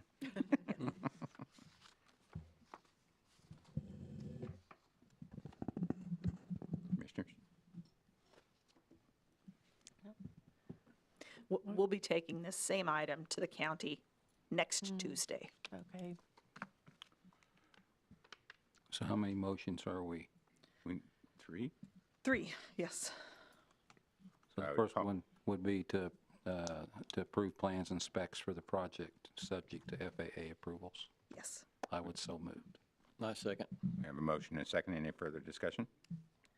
Hearing none, all those in favor say aye. Aye. Aye. Any opposed? Same sign. The motion carries. Next, I would call for a motion to approve advertisements for bids on Runway 826 reconstruction project for March 11th, 2025 at 11 a.m. Do I have a motion? So move. I will second that. I have a motion and a second. Any further discussion? Hearing none, all those in favor say aye. Aye. Any opposed? Same sign. That motion carries. Next, I'll call for a motion to authorize staff to submit a KAIP grant application for the electrical scope of the project. I so move. We have a motion. Do I have a second? I second. We have a motion and a second. Any further discussion? Hearing none, all those in favor say aye. Aye. Aye. Any opposed? Same sign. Thank you. Thank you. Thank you, Commissioners. Next item is to consider a request to close Athletic Park Circle on April 26th from 8 to 11 for NBCS Eagle 5K. Denise?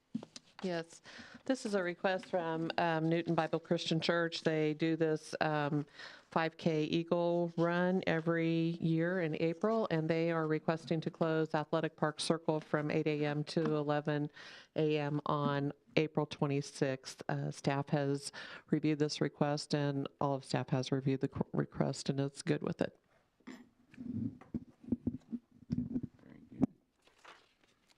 So we just need a simple motion to approve that request.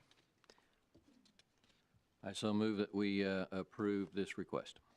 I will second that. We have a motion and a second. Any further discussion?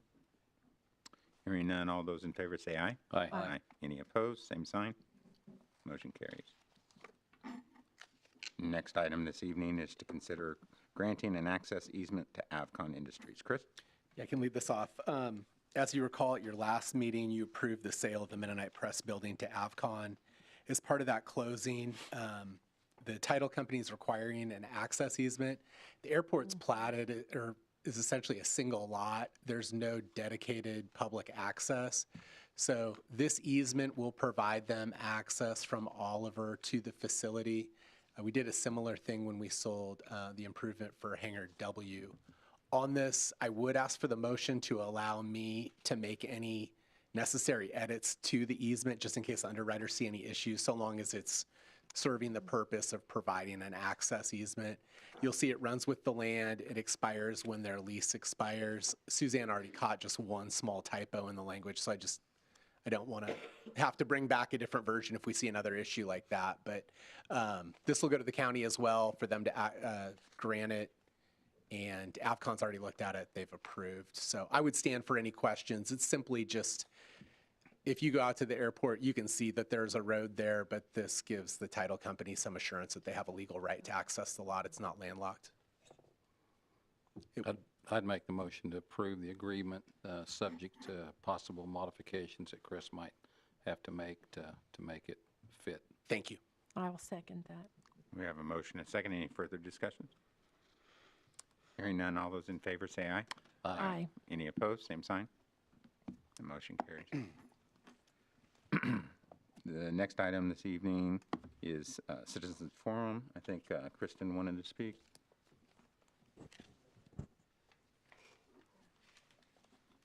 I know y'all love me on this. Okay, so as I was saying, I'm not longer have a home at the moment. We were basically evicted again. So now I have 2 evictions in 1 year under HUD housing that I still do not deserve. I went through all my paperwork with the thing is starting with Jolene, and have shown that she has it in writing specifically stating to me that I am not allowed to have any kind of board hearing because I was behind in my rent. No public hearing because I was behind in rent on the Public Housing Authority. I can't, but her infractions are way nowhere close to what mine are, apparently, to be evicted from my home, of which I also have letters for therapy stating again that it would be very harmful to me and mentally to have this happen and physically. So you're taking away where someone has had domestic violence in their past, and other types of violence or domestic or violence towards them. And now they're finally into a place where they are self-reliant, they're on their own, they are able to handle rent, we're stuck with huge utility bills that they aren't having to pay right now, waiting for, while they're filing for disability, never told about Section 8 and how to apply for it, and on Prairie View waiting list for public tenant rental assistance. And at the same time, and then I go to apply for Section 8 when I find out about it from the new apartment complex, and then she denies it because I owe her money, and then she cannot tell me what I owe money for, So then, during all this time, here we go. We haven't had any violations at our new apartment at all. No violations whatsoever. No warnings or anything. We were behind a month and a half in our rent, and they basically evicted us. I have texts that led, and what my therapist said about that self-reliancy, I was no longer independent. I now had to rely on my boyfriend, my significant other, was slowly reliant on him completely because I have no income coming in besides like child support. But other than that, I have nothing. So I cannot afford to pay my own rent. I cannot afford to buy my own car. I cannot afford to go buy my own clothes or whatever. I have to rely on his employment for that to happen. So anything that I think or feel or say that could be wrong or that he could get upset about, really comes down on me because I have to rely on this. So my focus has to be, what do I have to do to make him happy? What is it going to take? Like, what I do wrong? What I do wrong this time? Or what are you upset about now? Or what didn't I do right? Or, so, and for somebody that's had physical and emotional violence as a continue through their history of different relationships, that's very difficult to take that away, to make you solely reliant on somebody else and take that away from someone.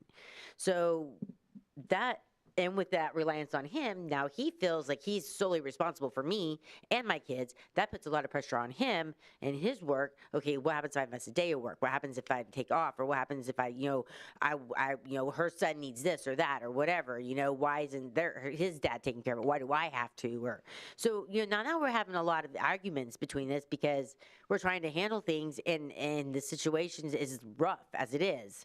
I'm still waiting on the determination for disability.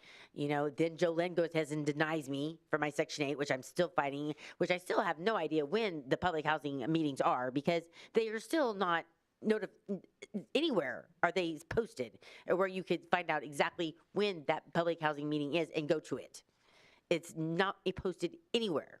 And a website, nothing. I still cannot find it. I've asked for, I think Denise has given him, has given to me, but it's, she gave me the day of and it was like, I couldn't make it the day of, and it was like 2 hours till, it was due, when she found out about it. So, I mean, it's like, she doesn't even know, like, when these meetings are taking place. So how are you supposed to be able to talk about what you need to talk about and get some kind of resolution if you can't even find that information out?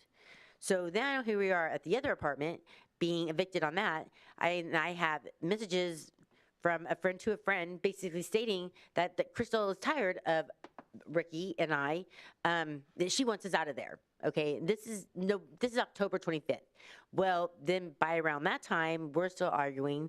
I file PFA because I'm like, okay, I don't, this is getting ridiculous. Like, I don't even know why. I'm not doing anything wrong, but he doesn't understand with all the mental conditions I have going on, makes it really difficult. I'm waiting on a treatment team at Prairie View who isn't doing their jobs at all. So I'm having to yell at them and find okay, what are you guys actually doing for me that I'm not doing for myself? Like, I'm going in front of city council. What are you guys doing? You say you know property owners and you know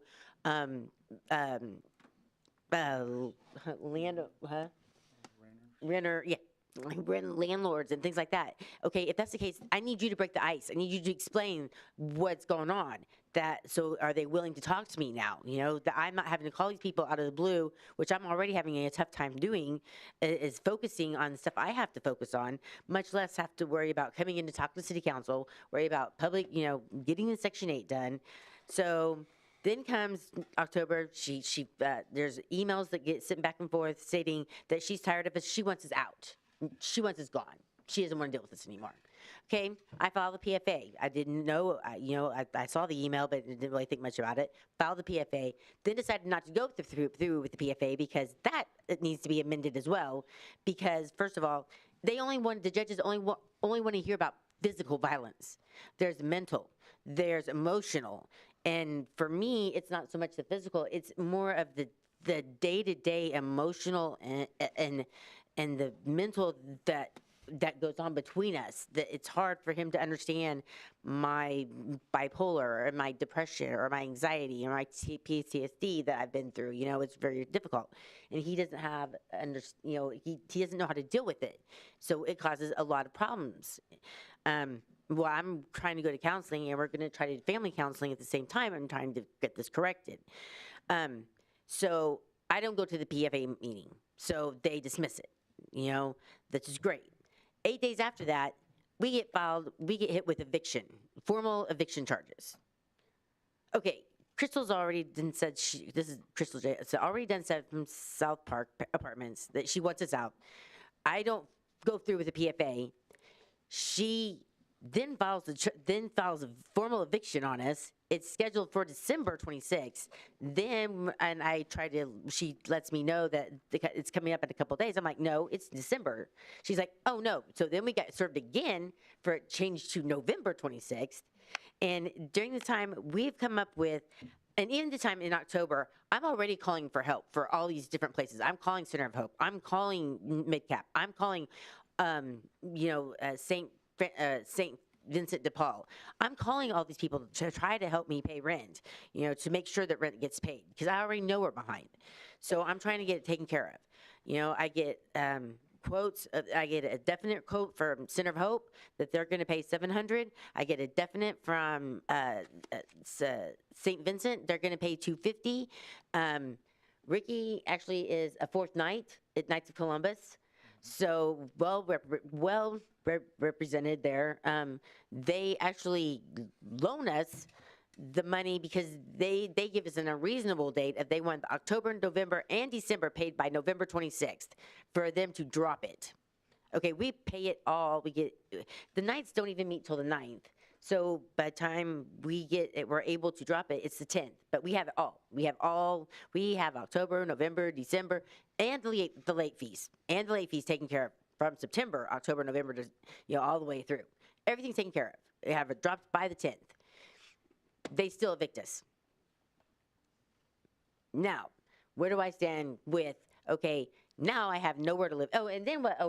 This is at Christmas, okay, mind you. Okay, they decide the date. The judge decides the date of February 2nd or whatever, 2nd or 3rd. And, okay, that's Christmas. You got, or January, I'm sorry, January 2nd, 3rd. Yeah, well, January, got Christmas, New Year's, yeah. Snowstorm. I'm Ricardo Castillo. I work for, yeah, I work for Ray Roofing. I've been there for 40 years. I try my best. And we're going to counseling, trying to get, I want to know her ways to try to help her out and help myself out.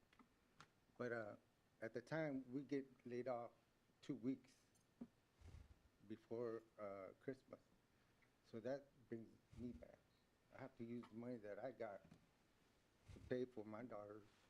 She's about to lose her house. So I had to come up with $3,000 to help her out. It really put me in the bind. And with us being behind, I asked the Knights of Columbus. I've been there for quite a while, since 1994. I do what I can. I know we struggle a lot.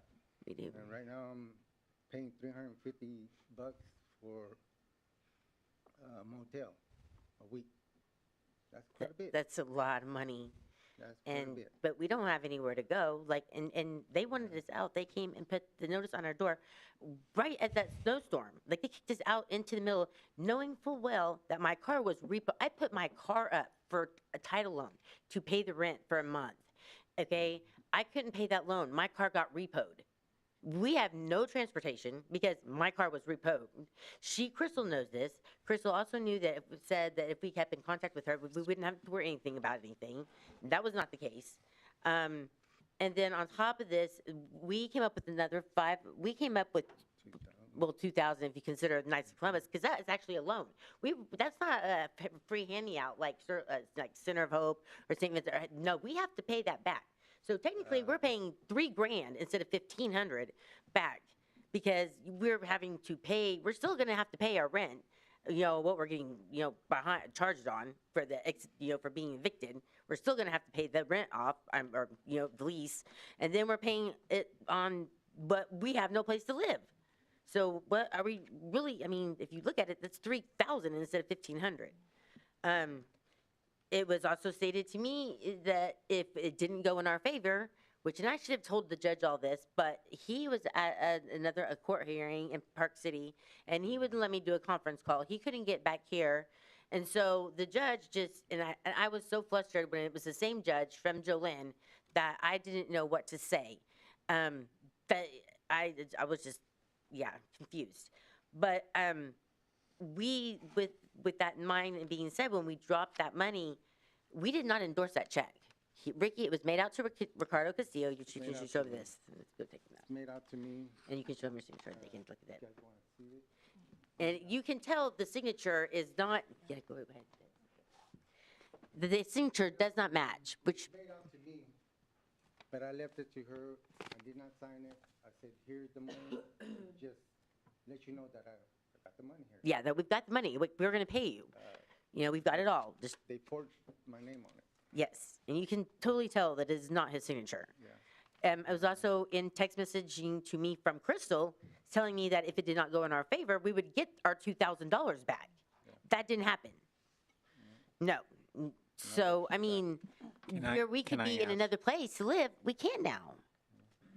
Crystal, Crystal Jacobs, is that, South Park Apartments. so that's not Newton Housing Authority? No, but they still work with the Section 8, and they still do the rental-based assistance, so they still consider it under, it would still be considered under the HUD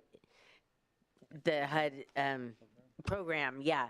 And as far as the and again, here I am, the Women Against Violence. What exactly does this real rule consist of? Because I'm telling you, it's 14 days. First of all, I filed that PFA. 8 days after that, and when I did not go, I got certification, okay? It's technically 14 days. But if I'm already in a domestic violence situation, which she knew of, that we were struggling already and had known this the whole time we were there, because I kept in contact with her all the time. And I also sent her all the paperwork from the judge, knowing that I was filing this PFA. So she knew. Why would you serve me eviction papers, which was going to make our situation 10 times worse? Because now we have nowhere to live. Now we're going to be, really arguing and really stressed out over things. I'm trying to handle the city council stuff and pulling up documents and making sure I have everything together and trying to figure out what to say and trying to handle my disability at the same time, trying to handle peer review treatment programs and mental health checks and treatment plans and care coordinators and all these things I need to be trying to do that I can't focus on because I'm like all over the place and we have nowhere to fit and go and I'm still packing the house and yeah, I mean, that's great. Yeah. And then the snowstorm, of which I have 46 different pictures of the snow and ice that was in that parking lot at that time. And how in the, excuse my French, hell were we supposed to get a U-Haul on the snow and the ice when the street, they did not plow at all. It was 5 inches thick of ice on the street itself and in the parking lot, ice, straight ice. And snow, how am I supposed to move down a flight of stairs with all of this furniture in a 3-bedroom apartment and then get it to storage or to another apartment in a snowstorm? And have nowhere to go and no vehicle to do it in. And no one to help, I mean, really. We actually had someone, a friend of his, even though we weren't supposed to have we were already evicted, they had nowhere to go. We let them stay with us for 3 days when it was bad outside. I mean, it was below freezing. It was like below 0. So, I mean, if they had a little girl who was 3, she stayed with us, I mean. That gave us an extra day. Yeah, that actually did give us an extra day because they came to first service, kick us out even earlier than that in the storm. But yeah, but because of the 3-year-old little girl, and my son, was 16, he's too old for that. They kicked us, yeah. So, I mean. I'm sorry. I was like, this is just continuous to me. I mean, none of these evictions I should have ever gotten. Not one of them.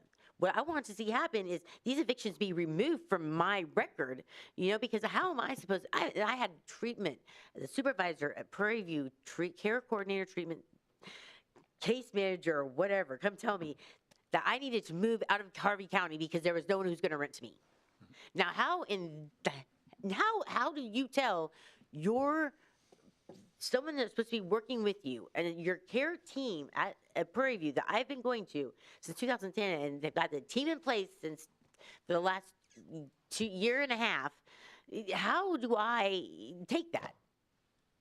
I mean, really. And then I've got one of my care case coordinator with me at the hearing, and she's like, well, you should have told the judge this and this. I said, well, I wasn't thinking about it. You could have reminded me. But not only that, but then she's like, and I know this, and I know property managers, and I know landlords, and da-da-da. Well, then why aren't you calling and breaking the ice for me? Why is it you're asking me to do this and telling me and getting mad at me because I had so many days to do this, and why didn't I take care of it?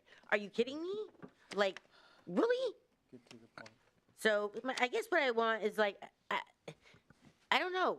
What does someone like myself do? Like what am I supposed to do when we were supposed to get that money back? We have nowhere to go. We're paying way too much for a motel, but that's our only option. And I'm still packing. I don't know, and I don't know that it's in the purview of this body to right, solve exactly. And much I am of that. going through But legal aid. what I could offer is the United Way number, 211, Yes, right? I do have that. And I would ask that you contact them and maybe pursue some legal advice, and I am, legal but we do have counseling. an appointment with legal aid in February on So that. that's where I would point you. Yeah. And for the sake of staff time and everything, I think. Yeah, but it's just kind of like that way kind of like what's going on with the people with my state of where we are, which, if it's like you don't have money, you don't matter. Awesome. So. Thank you for coming and letting us know, but that's where I would refer. Yeah, Good luck. and we're going to try that too, so, but yeah, I was just that's just an update of how, that's how that goes on that one. Good luck, Kristen. Thank you. All right, that is the end of our agenda. We are going to have an executive session involving non-elected personnel. We will anticipate taking no action afterwards, so I would ask for that motion. Did you want to go around the horn, Mayor? Or not? Let's do. On the horn? Sure. I just want to say that I appreciate this body here and us working together, and even when we disagree, I respect each and every one of you, and I know you do me, and that's a beautiful thing. Becca? That's it. No, sir. Sir? Denise? Daniela? Rod? Since our last commission meeting, we've had the 2 city sessions of Ready to Run. And I was there for all of those sessions, and I just want to say how proud I am of our staff and as they presented. It was very obvious to our 11 participants that the city knows what's going on, and they did a marvelous job. Lots of good comments from the participants, and so you guys need to know that. That's cool. Yeah. I just want to say, I wanted to say it at the last meeting, but it didn't work out. But, you know, Newton lost a really good man about 4 weeks ago. He loved downtown. He loved there was a lot he loved, and he just had a wit and a sense of humor, and you could disagree when you needed to, but you still, you know he still cared about you, and that was Dwayne Pauls. I just want to give a shout out for him and wish his wife and his daughters the very best. I know that they're taking on a different load now on behalf of him. And so just wanted to share that Newton, you know, he would have loved hearing about some of this tonight that Jen shared. So that's it. Well, thank you. I don't have anything. I move that the city commission recess into executive session to discuss a personnel matter. The justification for closing the meeting is to discuss personnel matters involving non-elected personnel. The time and place at which the open meeting shall resume are 9:10 or 9:11 p.m. in the city commission chambers at City Hall. Do I have a second? Second. All those in favor? Aye. Aye. Aye. Motion carried.